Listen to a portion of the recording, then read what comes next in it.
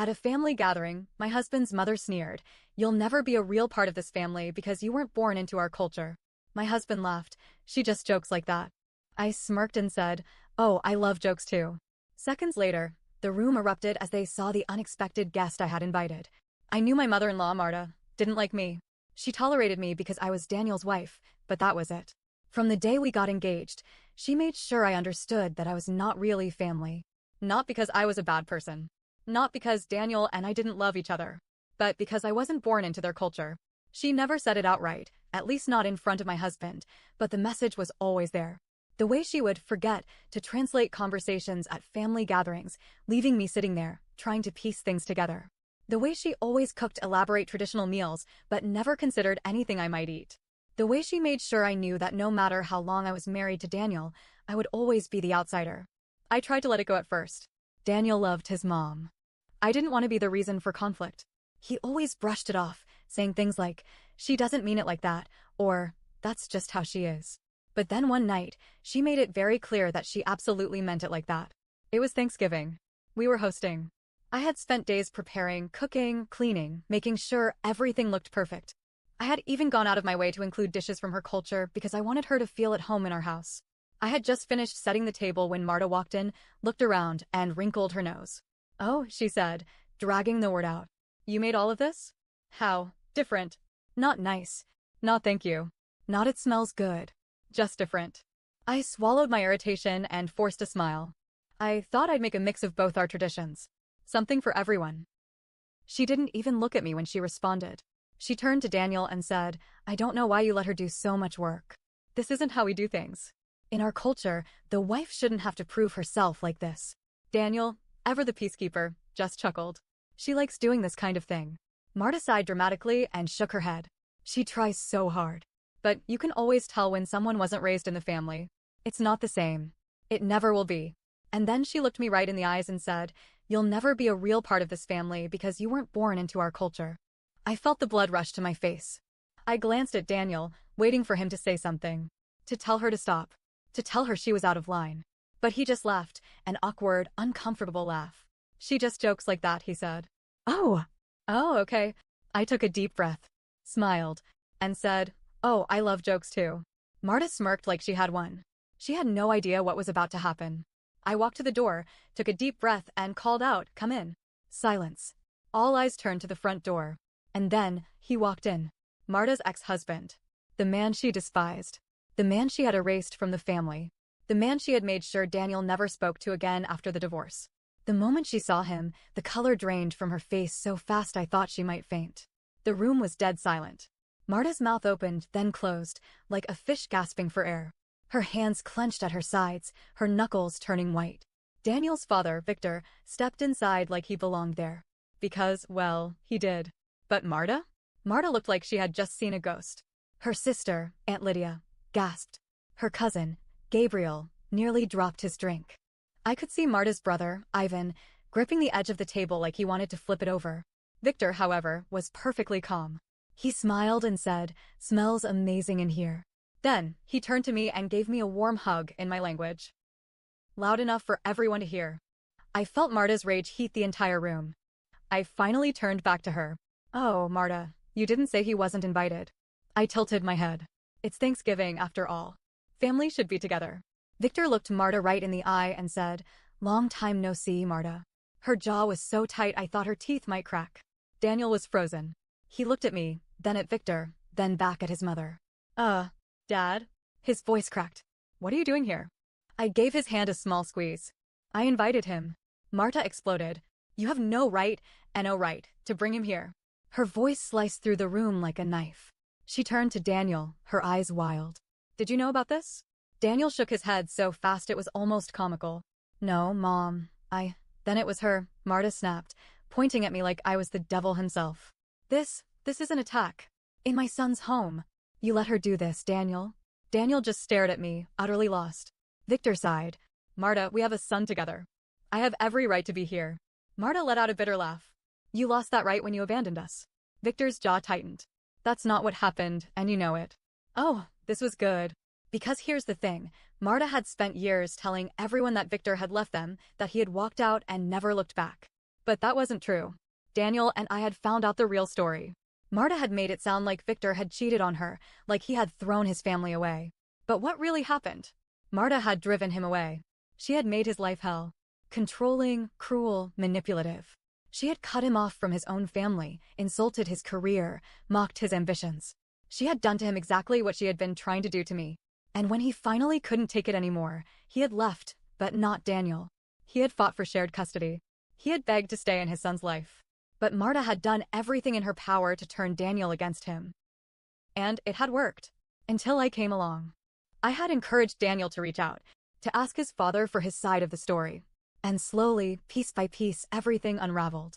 Victor had never abandoned Daniel. Marta had made sure they were kept apart. And now, standing in my living room, it was time for Marta to face the truth. Daniel cleared his throat, his voice shaky. Mom, we talked. Dad and I. We've been talking for months. Marta's head snapped toward him so fast I thought she might break her neck. What? Daniel took a deep breath. I know what you did. The room shifted. Marta's rage turned ice cold. And you believe him over me? I believe both of you, Daniel said carefully. But I know he didn't abandon me. Marta's breath came fast and sharp. I protected you from him. Victor let out a hollow laugh. No, Marta. You protected yourself. Marta's face twisted into something ugly. You have poisoned my son against me. She wasn't looking at Victor anymore. She was looking at me. Marta stepped forward, eyes locked on me. You did this. You turned him against his mother. I shrugged. I just helped him ask questions. The answers were already there. Her hands were shaking. You don't belong here. I smiled. And yet, here I am. I expected her to scream again, to throw something, to storm out. But instead, she did something worse. She turned to the family. She looked around at all of them, her siblings, her cousins, the nieces and nephews she had always controlled with an iron grip. And she said, Are you all going to let this happen? Are you going to let this outsider ruin our family? I saw it then. The fear. She was losing control. And she knew it. The room was silent. Gabriel, the cousin who had nearly dropped his drink, looked at his mother. Aunt Lydia. Lydia was Marta's closest ally. And for the first time, I saw doubt in her eyes. She shifted uncomfortably, her gaze flickering between Marta and Victor. Maybe we should hear him out. Marta froze. What? Lydia swallowed hard. I mean, it's been so long, Marta. Maybe it's time we let the past go. I swear to God, Marta looked like she was about to collapse. Gabriel rubbed the back of his neck. Yeah. I mean, we never even asked for his side of the story. Marta's brother, Ivan, stayed silent. But the look on his face? That was the look of a man who had just realized he had been lied to for years. Marta felt it. The ground shifting beneath her. The controls slipping through her fingers. And that's when she did something I never expected. She laughed. A hollow, bitter, humorless laugh. And then, she said the words that changed everything. You all think you know the truth? She shook her head. You have no idea what's really going on. And with that, Marta dropped a bomb none of us saw coming. Marta's bitter laugh cut through the room like a knife. The family sat frozen, waiting for her next move. I had seen her angry before, but this was different. This wasn't just rage, this was desperation. She looked at Victor, then at Daniel, and finally back at me. Then, with a smirk that sent a chill down my spine, she said, Fine. You all want to know the real truth? Let's talk about what he did. She turned to Victor, her voice dripping with venom. Why don't you tell them about your other family? A ripple of shock moved through the room. I glanced at Victor. His face was stone cold, unreadable. But the silence that followed, that told me something was wrong. Daniel blinked, confused. What? Marta folded her arms, eyes gleaming. She had them now. Oh, he didn't tell you, did he? Of course not. Because that's what he does, he lies. Victor finally spoke, his voice low. Marta, don't. Why not? She shot back. You're so eager to play the victim, to make me the villain. But let's tell the whole story, shall we? She turned back to the family, straightening her shoulders like she had just been waiting for this moment. Victor didn't just leave me, he had someone else. Another woman. Another son. The reaction was immediate. Aunt Lydia gasped. Gabriel muttered, Holy sh**T. Ivan, who had been quiet this whole time, suddenly looked interested. Daniel shook his head. That's not no. No way. Victor's jaw tightened. You're twisting the truth. Marta scoffed. Am I? Then tell them. Tell them about Marco. Marco. I didn't know who that was. But Victor did. Because for the first time since he walked in, I saw fear flash across his face. My stomach twisted. I had planned everything so carefully. But this? This I hadn't seen coming. Daniel turned to his father. Dad, tell me she's lying. Victor let out a long breath, rubbing his temples like he had been dreading this moment for years. Finally, he said, she's not lying. But she's not telling the full truth either. Marta let out a sharp laugh. Oh, here we go. The half-truths. The excuses. Daniel stepped back like someone had punched him. So you do have another kid? Victor nodded. Yes, but it's not what you think. The room tensed. Victor took a deep breath and turned to Daniel. Marco was born after I left. I didn't cheat on your mother. But yes, I did meet someone else later on, and I had another son. Daniel was shaking his head, his hands gripping the back of a chair. You had a whole other family, and you never told me? Victor looked pained. I wanted to. But your mother made sure you hated me before I ever got the chance. Marta let out a smug hum. Per you.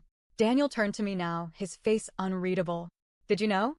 I felt a lump in my throat. No. I swear I didn't. Marta was loving this. I could see it in her eyes. For once, she wasn't the only one being questioned. Daniel was pacing now, his hands on his hips. This is insane. This is completely insane. Victor took a step forward.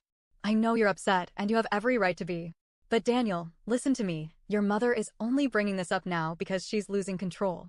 She didn't care about Marco before. She's just using him to turn you against me again. Marta smirked. You're right. I didn't care. But now? Now, I do. And then she dropped the next bomb. She pulled out her phone and held it up for the entire room to see. On the screen was a text message. From Marco. And it said, can't wait to meet my big brother. Does he know about me yet? Daniel snatched the phone out of her hand, his eyes scanning the words over and over like they would change. What the hell? Victor's eyes widened. Marta, what did you do? She grinned. Oh, just a little digging. Reached out to Marco myself. My stomach dropped. She wasn't just trying to turn Daniel against his dad. She was trying to turn him against me. Because I had been the one who pushed Daniel to reconnect with his father. I had been the one who told him family deserved a second chance. And now, Marta was making it look like I had been keeping a brother from him this entire time. Daniel was breathing hard now. I could see the storm in his eyes, hurt, betrayal, anger. But I didn't know who it was aimed at. He turned to Victor. Did Marco know about me? Victor sighed. I wanted to tell him. But it was complicated. Daniel laughed, but there was no humor in it. Complicated. Right. He turned to me next. And you had no idea? I shook my head quickly. Daniel, I swear. Marta cut me off. Of course she knew. She knew everything. She's been playing you from the start. I felt my stomach flip. She was framing me. I turned to Daniel, my chest tightening. You know that's not true. Daniel didn't say anything. Victor stepped forward. Son, don't let her do this. But Daniel held up his hand. He was done listening. And then, without a word, he walked out the front door. The second the door slammed shut, the tension in the room snapped. Marta smiled, slow and satisfied. She turned to me and whispered, You thought you could win? Sweetheart, you don't even know the game. I had walked into this night thinking I had control. But now? Now, I had no idea how this was going to end. The door slammed behind Daniel, rattling the whole house. For a moment, the only sound was the clock ticking in the corner. Nobody moved. Nobody breathed. Then, Marta let out a slow, satisfied exhale and turned to me with a smirk. Well, that was easier than I thought. I was still staring at the door, my pulse pounding. Daniel just left. He didn't say anything. Didn't look back. And the worst part? I had no idea what he was thinking. Victor rubbed his face, looking exhausted. Marta, you really don't care who you hurt, do you? She scoffed. Oh, I'm the one who hurts people? I'm not the one who abandoned my family and started another one. Victor clenched his jaw. I didn't abandon anyone. Aunt Lydia, who had been quiet this whole time, finally spoke. You did leave, Victor. He turned to her. I left Marta. I never left Daniel. Marta rolled her eyes. You walked away and built a whole new family. I had to pick up the pieces. Gabriel crossed his arms. So why are you only bringing this up now? Marta's smug look flickered. That's when I realized something. This wasn't about Victor. This wasn't even about Marco. This was about me. I took a slow breath and turned to Marta. You don't actually care about Victor's other son. She frowned. Excuse me? I folded my arms. You never mentioned him before. Not once. If you really cared, you would have told Daniel years ago. She narrowed her eyes. What's your point? You're using Marco to get rid of me. The second I said it, the room shifted. Victor's eyes widened. Gabriel muttered. Oh, sh*T. Marta didn't deny it. She just smiled. You think you're so clever, don't you? My stomach twisted. She didn't even try to hide it. She had spent years keeping control over her family. I was a threat to that. So she found a way to make me the villain. And worse? It worked. Because Daniel left. And I didn't know if he was coming back. Victor sighed. Marta, you've done enough damage for one night. Marta smirked. Oh, I don't think so. I think I finally did what needed to be done. Gabriel looked between us. You really hate her that much? Marta turned to me, her smile gone. I don't hate her. But she doesn't belong. Aunt Lydia let out a sharp breath. Marta, listen to yourself. I am listening. Marta snapped. I have spent years watching my son drift away from his real family because of her. And now? She's turned him against me. I clenched my fists. I never turned Daniel against you. She let out a bitter laugh. You didn't have to. You just had to be here. And then, the front door flew open. Daniel stood in the doorway, breathing hard like he had been running. His face was pale, his eyes unreadable. Marta stepped toward him instantly. Sweetheart, Daniel held up a hand. Stop. Marta froze. His voice was quiet, but firm. I needed a second to think. But now I know exactly what's going on. He looked straight at me. You had no idea about Marco? I shook my head. None. I swear to you. His shoulders sagged slightly. I could see the relief in his eyes. But then, he turned to his father. And you were never going to tell me? Victor exhaled. I didn't know how. Daniel let out a harsh laugh. Right.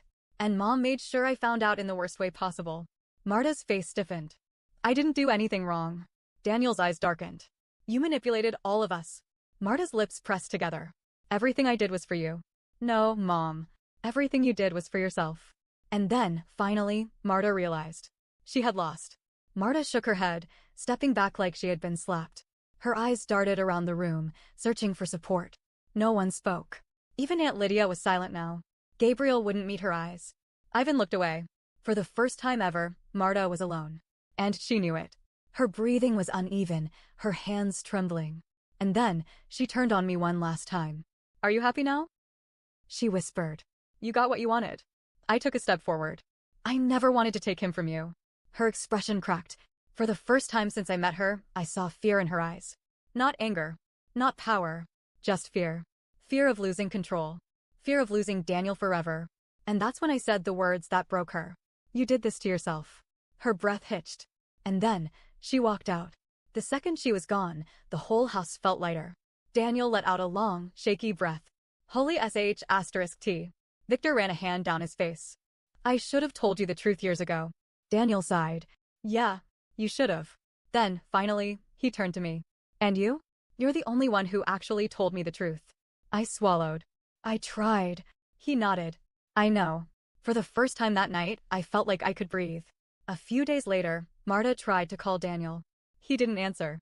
She left a message saying she forgave him. But Daniel didn't need her forgiveness. She needed his. And for the first time in his life, he didn't give it. Because he finally saw her for who she really was. And that was the best revenge of all.